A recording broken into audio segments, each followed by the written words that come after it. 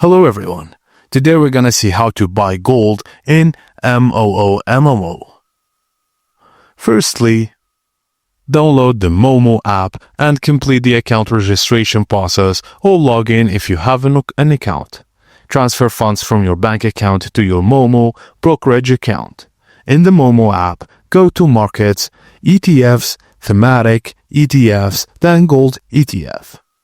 Review the list of available gold ETFs, then tap on the ETF you're interested in, for example GLD, IAU, or SGOL, to view detailed information. Now, tap the Trade button and enter the number of shares you wish to purchase. Choose the order type, and then review the order details, then confirm your purchase. Always consider market research, risk management, and regular monitoring.